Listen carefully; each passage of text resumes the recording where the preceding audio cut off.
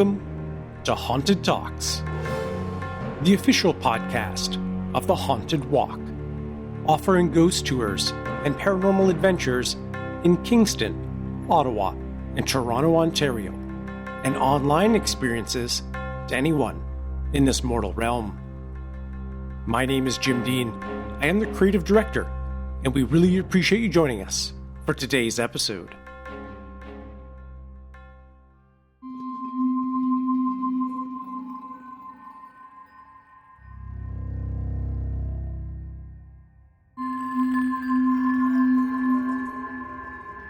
Our next couple of shows will focus on major updates about two mysteries we have covered in the past. One of these mysteries seems to be solved, while the other has generated an entirely brand new mystery that authorities are currently trying to unravel. A mystery inside a mystery, if you will. And that's where today's episode will focus. Way back in 2017, in episode 22, we shared the story of the Georgia Guidestones, a large granite structure bearing strange inscriptions located in a rural field in Georgia. Often referred to as America's Stonehenge, they were commissioned by a mysterious man who made every attempt to conceal his true identity.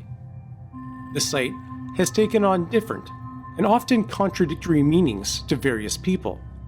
To some, a strange but harmless roadside attraction. To others, an intriguing guide to restart human civilization in the event of a global catastrophe. Others believe it to be a holy or even a haunted space, while some consider it to be demonic and the work of Satan. On a quiet evening in July 2022, under the cover of darkness, and aided by the isolated location of the stones, someone set off a significant explosive at the base of the structure. The damage was so severe that the entire monument had to be torn down. In the show, we will be sharing some clips from our original episode to remind you of the curious and mysterious backstory of the Georgia Guidestones, as well as who may have set off the blast, why, and what the future may hold for the site and what remains of the stones themselves. But before we get to that, if you live in Kingston, Ottawa, or Toronto, or will be visiting any of those cities on Saturday, December 17th, we would like to invite you out for an evening of haunted holiday stories. We're going to be reviving the Victorian tradition of sharing ghost stories to celebrate the holidays. And we've partnered up with 3 amazing independent theaters or cinemas in each city, the Screening Room in Kingston, the Fox Theatre in Toronto, and the Bytown Cinema in Ottawa to bring you a little eerie holiday fun. Our storytellers will be sharing spellbinding tales of the otherworldly and supernatural, of course, with a holiday spin. And at all 3 locations, for 16 brave souls, there will be the opportunity to stay after each theater closes for a paranormal investigation with our team. This is a great introduction. If you have never done any investigating before, it's going to be fun, it's going to be spooky, and it's going to be in the lead up to the holidays. Information on our evening of haunted holiday stories in Kingston, Ottawa, and Toronto on Saturday, December 17th, can be found on our website, which is hauntedwalk.com. In our last episode, I also mentioned our haunted holiday cards, and I'm happy to say that 2 of the designs have already sold out and several more are getting quite close. If you're thinking of picking some up, I would strongly encourage you to do so soon, as they are not going to last much longer. You can find our haunted holiday cards by going to our website and clicking through to our online gift shop and searching for Haunted Holiday Cards. Be sure to follow us on Facebook, Instagram, TikTok, and Twitter, all at Haunted Walk, for the latest news and updates from us. And if you enjoy the episodes, 2 easy ways to help support the show are to recommend it to friends, family, random strangers on the internet, or anyone you know who might be interested in the kind of content we cover here: the spooky, the eerie, and the mysterious. Leaving a 5-star review wherever you listen to us is also a great way to help the show, and admittedly, we love reading your reviews and knowing that you're out there and enjoying the episodes.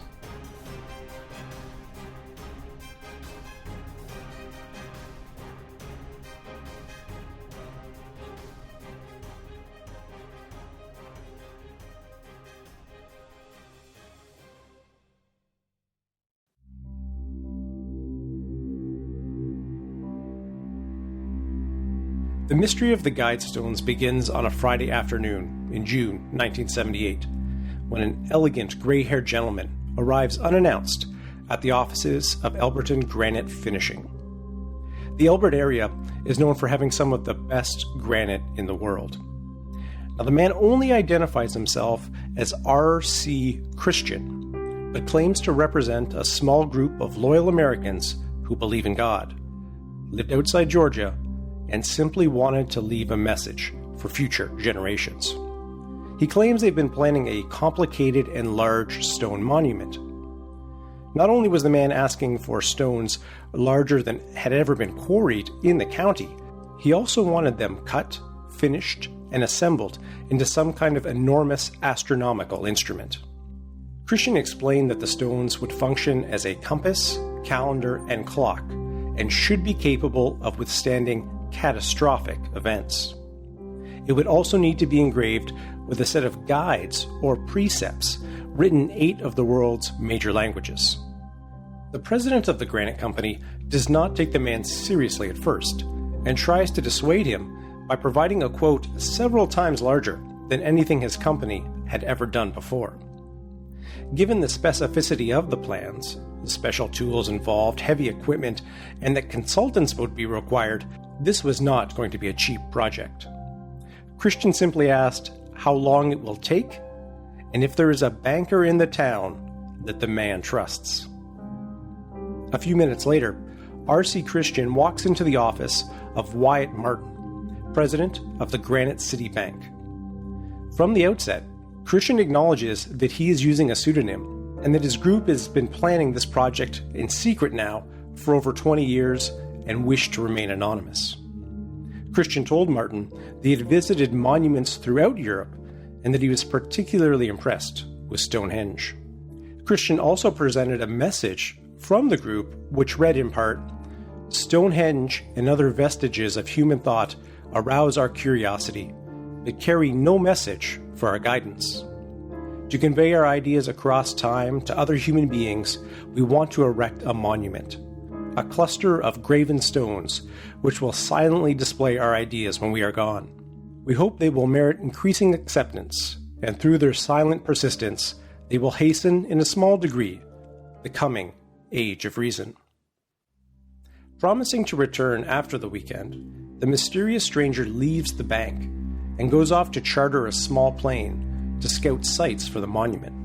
Everyone was a little surprised when Christian returned to the bank on the Monday. Martin the banker explained that he could not proceed unless he could verify the man's true identity and get some assurances that he could pay for this thing. Eventually, the two men negotiated an agreement. Christian would reveal his real name on the condition that Martin promised to serve as his sole intermediary, that he would sign a confidentiality agreement pledging never to disclose the information to another living soul, and agree to destroy all documents and records related to the project when it was finished. He said he was going to send the money from different bank accounts across the country, Martin said in a television interview, because he wanted to make sure it couldn't be traced. He made it clear that he was very serious about secrecy. Before leaving town, Christian met again with the granite company and presented the contractor with a shoebox containing a wooden model of the monument he wanted, plus 10 or so pages of detailed specifications. They accepted the model and the instructions, but remained skeptical until Martin, the banker, phoned the following Friday to say he had just received a $10,000 deposit. Work soon began. A major challenge was finding large enough pieces of granite to accommodate the design. They had to go 114 feet into the rock of the quarry to find hunks of granite big enough for the project. The first slab they removed weighed 28 tons. As the stones were being cleaned and cut, the location of the monument was chosen. A flat-topped hill with a clear view from every direction. Christian buys this 5 acres of land in Elbert County and grants lifetime cattle grazing rights to the previous owner and his children. He also uses the previous owner's construction company to build the foundation upon which the monument will sit. In his specifications, Christian says that the state of Georgia was selected for specific reasons. The wide selection of quality granite available, a generally mild climate that might help ensure the permanence of the monument, and because his great-grandmother was a Georgia native. The site they chose is also the highest point in Elbert County. With the land deal done, Christian says farewell to the folks at the granite company, adding, "You will never see me again." From then on, he only communicates through the banker Mr. Martin, whom he later instructs to transfer ownership of the land to Elbert County, as he figures civic pride would be its best protection. Martin has stated that all of Christian's correspondence came from different cities across the country, but never the same place twice. As work continued on the stones, the astrological elements of the design were so extremely sophisticated that the granite company had to retain the services of an astronomer from the University of Georgia to help with the project. The center column was to have a small hole drilled into it from which the North Star should be visible at all times. A second cut, which looks like a mail slot in a door, was designed to align with the position of the rising sun during the solstices and equinoxes. The principal component of the capstone, which sits on top, was a small aperture through which a beam of sunlight would pass at noon each day, indicating on the center stone the day of the year. Carved into the sides of this capstone, in Egyptian hieroglyphics, Classic Greek, Sanskrit, and Babylonian cuneiform, was a mission statement of sorts that reads, "Let these be guidestones to an age of reason." Believe it or not, the United Nations was even involved in providing these translations of these old archaic languages. The main feature of the monument, however, are the 10 precepts or principles written on the 4 large stone slabs in 8 different languages, including English, Spanish, Russian, Chinese, Arabic, Hebrew, Hindi, and Swahili.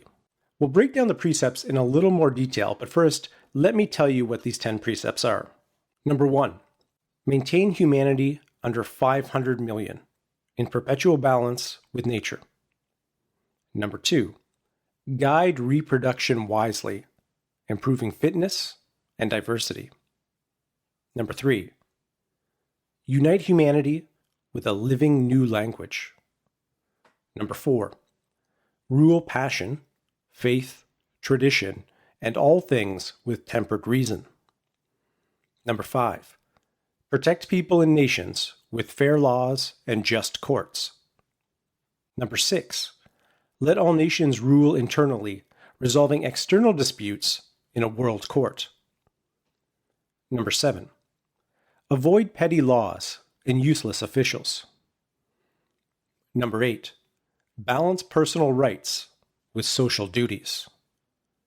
Number 9, prize truth, beauty, love, seeking harmony with the infinite. And number 10, be not a cancer on the earth. Leave room for nature. Leave room for nature. We'll talk about these 10 commandments in a little more detail in just a little bit. Before the monument was revealed to the public, it was already a source of controversy. The rumor was that the granite company, the president of it, was behind the whole thing, working along with the banker as his accomplice, and that the whole story was a hoax or a ruse made up. The gossip got so bad that they each agreed to take a lie detector test to prove their innocence, and the local paper confirms they convincingly passed. Even though they did pass, the controversy and this lie detector test add more to the interest of the monument and concerns about what is being inscribed on the stones. Many people believed that the stones were the devil's work, so much so that a local minister predicted that occult groups would flock to the Guidestones, warning that someday a sacrifice would take place there.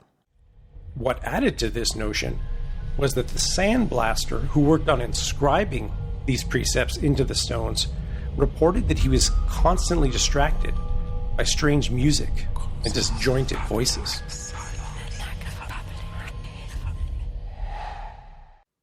The unveiling of the monument occurs on March 22nd, 1980, and it's quite a scene. The congressman is there. There are over 400 people in attendance and television crews from Atlanta. A few feet west of the monument is an explanatory tablet or piece of granite that's embedded into the ground. And the tablet identifies the structure, the languages used, lists various facts about its size, weight, and astronomical features, and the date it was installed. It also speaks of a time capsule buried under it, but the spaces on the stone reserved for filling in the date the time capsule was put in the ground and the date the time capsule is to be opened were never inscribed. So there's some debate or question if that time capsule is actually under there. But that certainly hasn't stopped some vandals or treasure seekers from chipping away at the edges of this tablet, maybe trying to get at what's underneath. As we turn back to these 10 precepts, many people have been disturbed by what is written on these stones, in particular rule number 1, which is to maintain humanity under 500 million people in perpetual balance with nature. At the time the monument was built, there were around 4 billion people on the planet, 4 billion. So to get to that 500 million number would be a reduction of about 85% of the world's population. With today's population, obviously that percentage would be even higher. This first precept is clearly connected to the second rule, which is guide reproduction wisely, improving fitness and diversity. Now, these two combined have raised concerns about eugenics, which is the science of improving population by controlling breeding to increase the occurrence of desirable characteristics. And the most obvious and evil example of this would be Nazi Germany. And I'd like to read a little bit from the writings of R.C. Christian, which he left with the Granite Company, which speak directly to this issue. In 1980, as these stones were being raised, the most pressing world problem was the need to control human numbers. In recent centuries, technology and abundant fuels have made possible a multiplication of humanity far beyond what is prudent or long sustainable. Now we can foresee the impending exhaustion of those energy sources and the depletion of world reserves of many vital raw materials. Controlling our reproduction is urgently needed. It will require major changes in our attitudes and customs. Unfortunately, the inertia of human custom can be extreme. This is especially true when those for whom custom is a dominant force are uninformed of the need for change. Nearly every nation is now overpopulated in terms of a perpetual balance with nature. We are like a fleet of overcrowded lifeboats, confronted with the approaching tempest. In the United States of America, we are seriously overtaxing our resources to maintain our present population in the existing state of prosperity. We are destroying our farmland, and we have grown dangerously dependent upon external sources for oil, materials, and other non-renewable resources. Nations such as Japan, Holland, and Haiti are even more seriously overpopulated, and therefore in greater jeopardy. In these circumstances, reproduction is no longer exclusively a personal matter. Society must have a voice and some power of direction in regulating this vital function. The wishes of human couples are important, but not paramount. The interests of present society and the welfare of future generations must be given increasing consideration as we develop mechanisms to bring rational control to our childbearing. No person should be brought into the world unwanted or unneeded. No child should be conceived through carelessness. If each life is to have value, every conception must be part of an ordered plan of two parents who are aware of their responsibilities to that child and to society. It is extremely important that every national government develop immediately a considered population policy. The need is urgent. It should take precedence over other problems, even those relating to national defense. Population control is a global problem. The actions of one nation have far-reaching effects on others. Overcrowding human beings in conditions of squalor and ignorance is dehumanizing.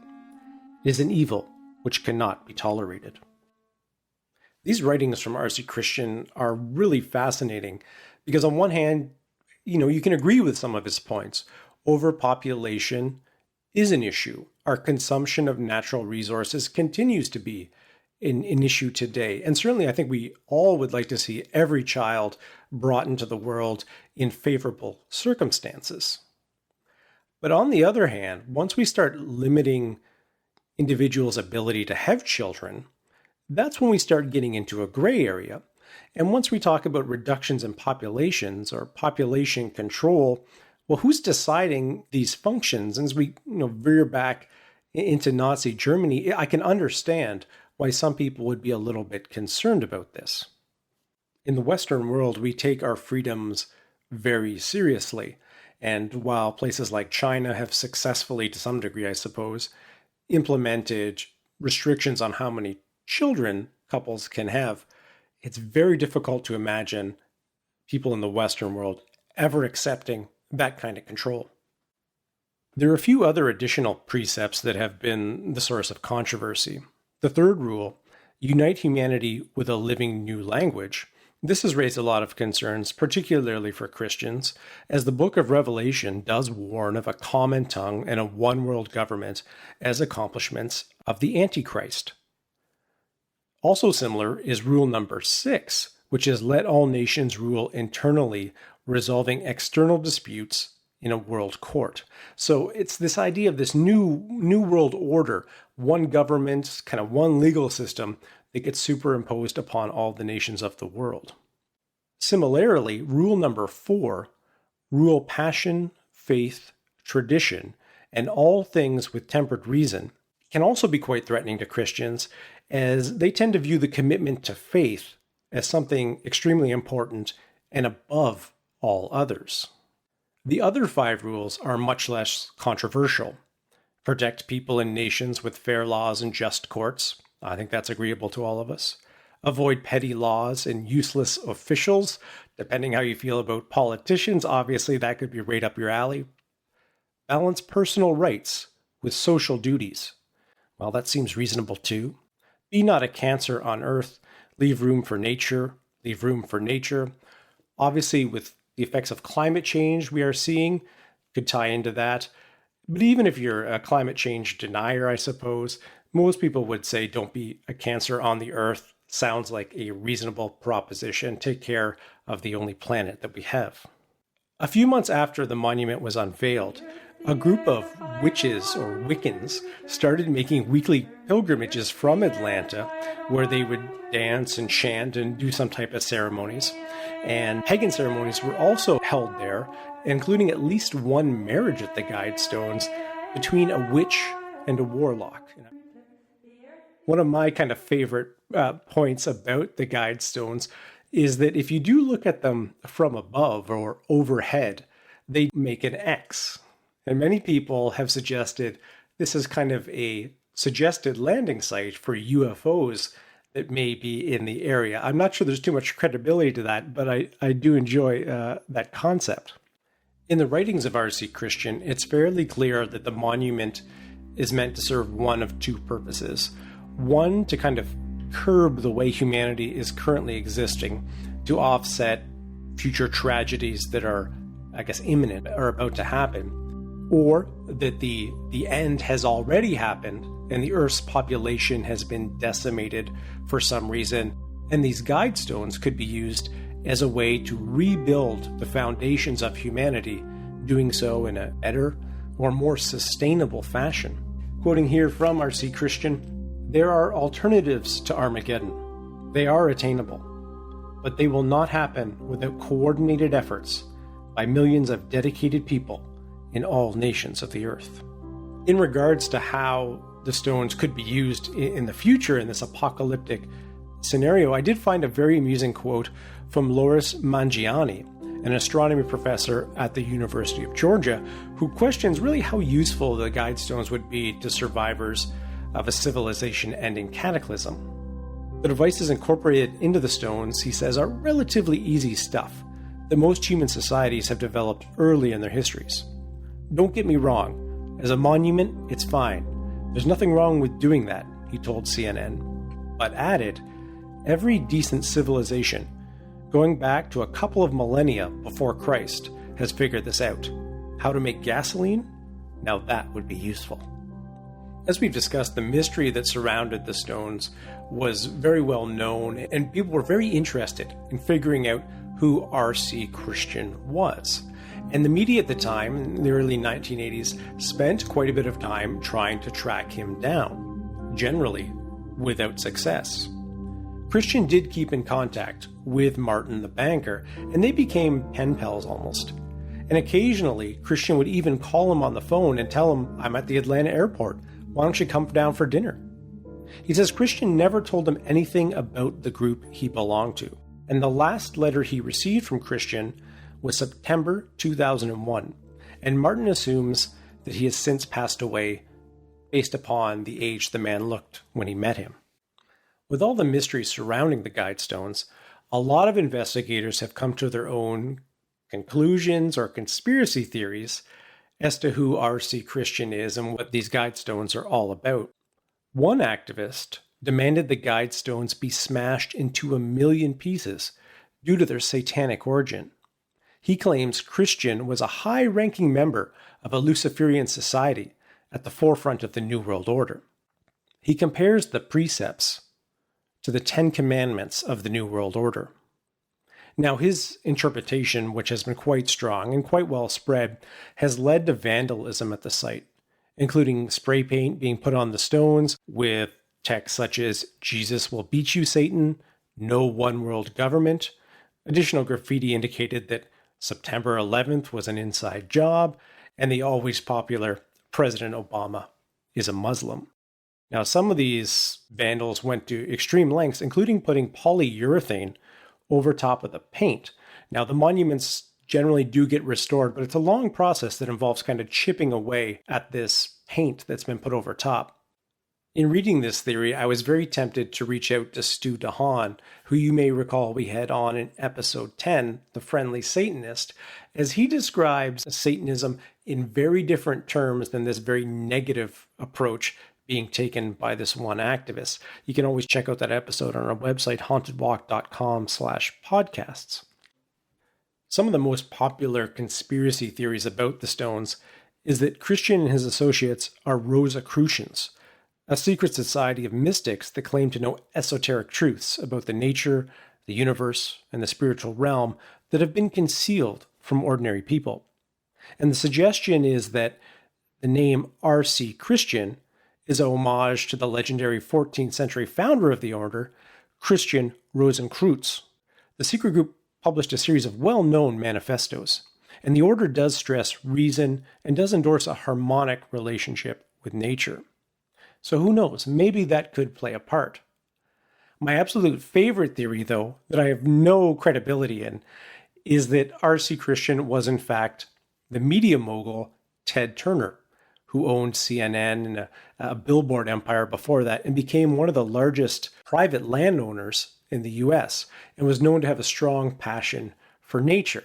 Now, while this is an interesting theory as it does involve a celebrity of sorts, I don't think there's much to it more than that. When the banker Wyatt Martin hears these theories, he really wishes he could share more of the knowledge he knows about R.C. Christian, but is unwilling to break his promise despite whatever outlandish theories exist. What is fact is that Martin does know his real name. However, he actually did break his promise to a small degree in that he did keep all of the correspondence that were sent to him by R.C. Christian. He did not destroy them. He thought someday he might use them to write a book.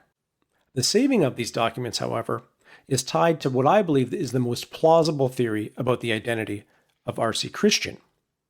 And that ties to a doctor named Herbert Kirsten, who lived in Fort Dodge, Iowa. Now, several years ago, a photo was taken of some of Martin's documents that he'd collected from R.C. Christian. And when the images were manipulated, zoomed in upon, there was an address on the corner of one of the envelopes that was in this random shot, which then people did some research on. And tracking down this address myself, I came across the obituary of Herbert Kirsten, which is still available on the Des Moines Register website, which you can read for yourself. I'll read part of it here, as I do think there is some really interesting information. Dr. Herbert H. Kirsten, 85, passed away on Friday, June 10th, 2005 at his home. He was born on May 7th, 1920 in Fort Dodge, Iowa. He graduated from Fort Dodge Senior High and attended the University of Notre Dame and the University of Iowa for undergraduate studies. He then graduated from the University of Iowa School of Medicine. He enlisted in the United States Army, where he served during World War II, Charleston, South Carolina, Chicago, the Philippines, and Japan, where he was in charge of a 1,000-bed hospital in Tokyo. While serving in the Army, Dr. Kirsten returned to the United States, where he completed his surgical residencies and joined his father and brothers, John and Paul, in the practice of medicine at the Kirsten Clinic in Fort Dodge. He met his wife, who was a nurse, at the clinic, and they were married February 19th, 1955. They had 4 children and ended up with 14 grandchildren.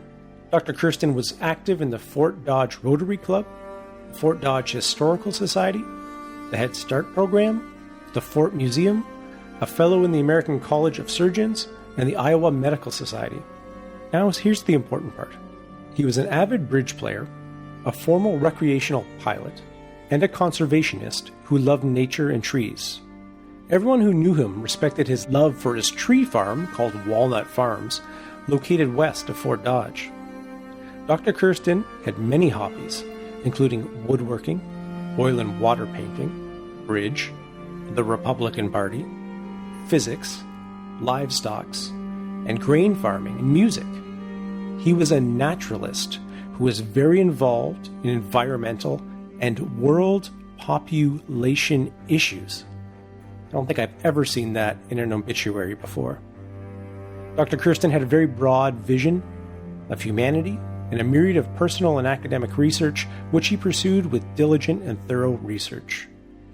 He was a skilled and dedicated surgeon, committed to high standards of excellence in all that he did. Dr. Kirsten was the essence of integrity and honesty, and an exemplary gentleman. His noble devotion to his family, wife, patients, and profession is greatly appreciated by all those who have been touched by his life. In lieu of flowers, memorials may be sent to the Alzheimer's Association. To quickly review the evidence, Wyatt Martin, the banker, receives at least one piece of correspondence from R.C. Christian that has this Fort Dodge, Iowa address. A search of that address reveals that a Dr. Herbert Kirsten lived there for close to 50 years and up until his death in 2005. Now, it seems a huge coincidence that this man in his obituary as well also has mention of being very concerned about matters of both world population and environmental concerns. That coincidence, I think, is a little too much for me. And when you hear about his love of nature, a tree farm that he owned, this does sound exactly like the type of person that would build these monuments. As a doctor, and knowing that there was a Kirsten Institute at some point, we might suspect he would have some financial resources available to be part of this project. Now, was there actually a group of people involved in this? None of that information has come to light. Was it just him or a group? We just don't know. Obviously, the mystery here is part of the fun.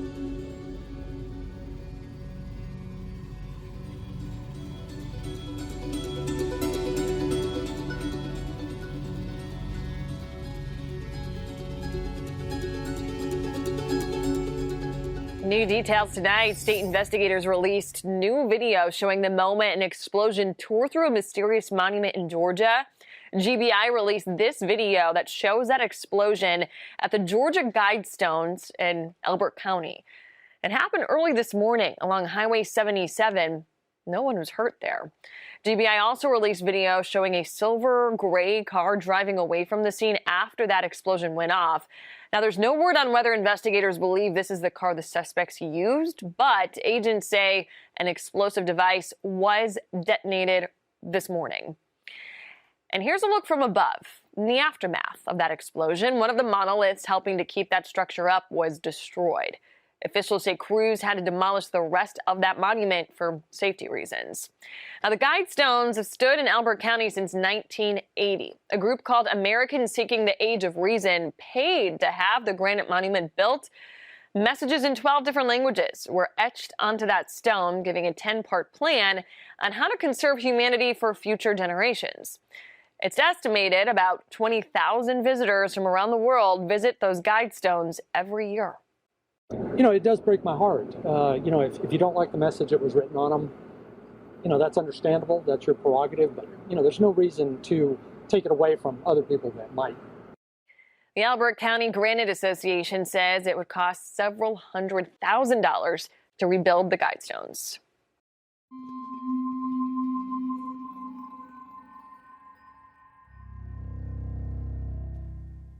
While it seems like a senseless crime and bad for the local economy, it is very difficult not to feel there is some irony in what happened to the Guidestones.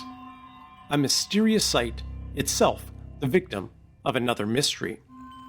I will include a link in the show notes so you can watch the surveillance video from the site for yourself.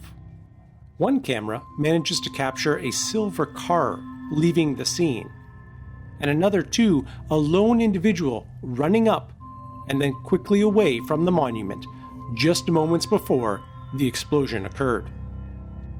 Now, you may think that with this video evidence, there is a strong possibility of this individual being brought to justice. That was my initial thought as well.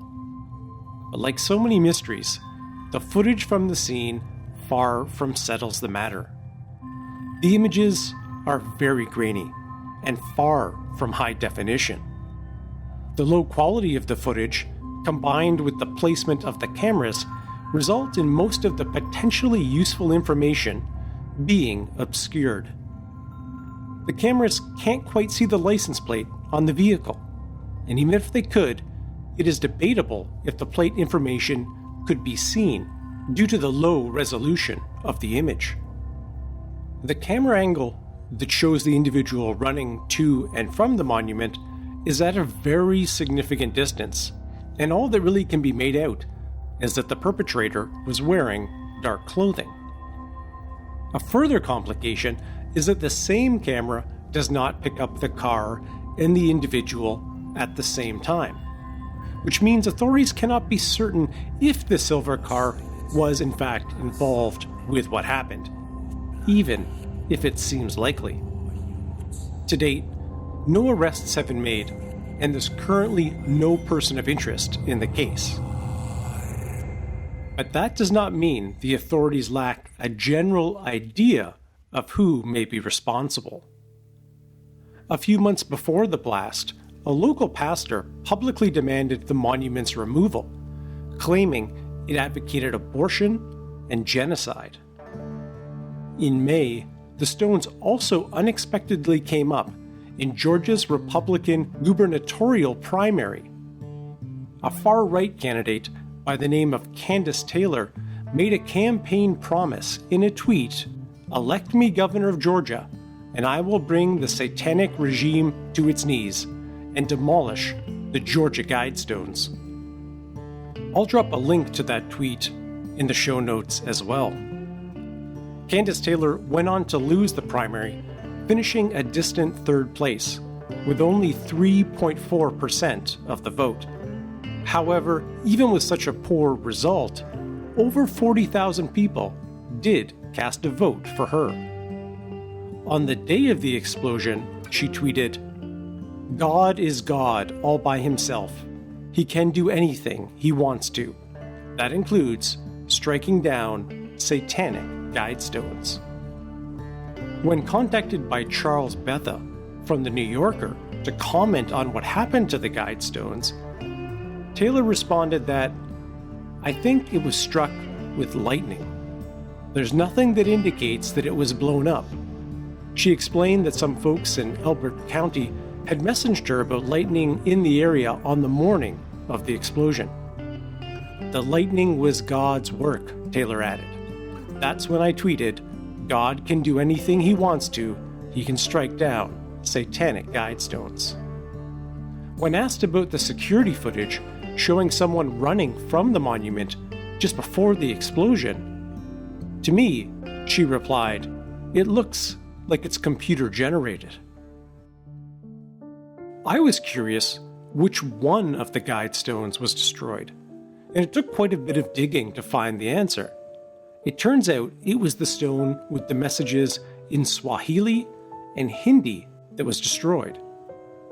You have to wonder if that one was specifically targeted, or if the intent was to take down the whole structure, and that stone just happened to be closest to where the perpetrator may have somewhat randomly placed the explosive device.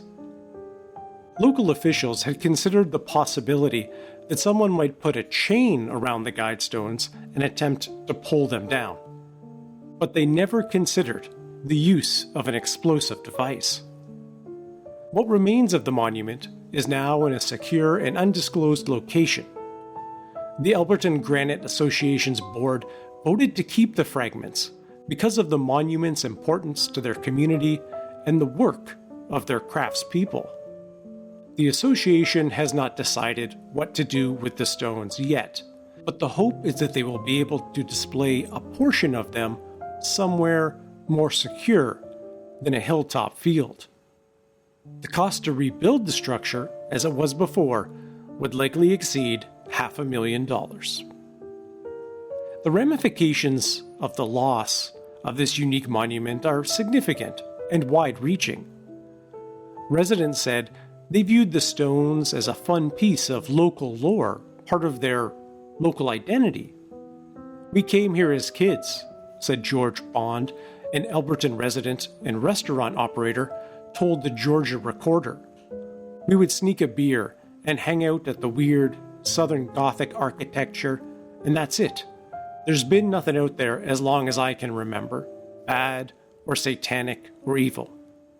It's just a hokey little gimmick out in a little town. It was terrible that someone blew it up. A little town doesn't need to spend money on fixing it." Jack Patel, who works at the nearby Quick Mart and Cafe, estimated about a third of his customers are tourists visiting the monument. He said he's never heard of anyone expressing a problem with the stones. One official estimated the economic impact from visitors to the site was easily over $500,000 for the local community. Revenues that will not easily be replaced in such an out-of-the-way location. And of course, it is a loss for people like us, those who enjoy the strange, eclectic, and weird, and would relish the opportunity to explore some strange and mysterious stones in the middle of an empty field. In a final irony, the granite monument, designed to withstand nuclear blasts and the perils of humanity, fell victim to the deranged actions of one individual. Their identity, yet another mystery to be solved.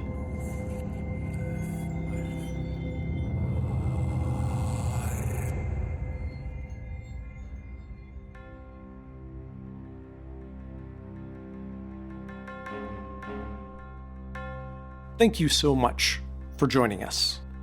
For information about our evening of haunted holiday stories taking place in Kingston, Ottawa, and Toronto on Saturday, December 17th, please visit our website, hauntedwalk.com. There, you can also find the link to our online gift shop where you can find our haunted holiday cards.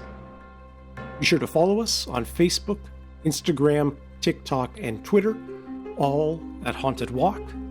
And if you have a moment or two, we would greatly appreciate a 5-star review wherever you listen to us. As always, a special thanks to our Haunted Talks team, including Michelle Dennis, our outstanding audio editor. Until we meet again, sweet dreams.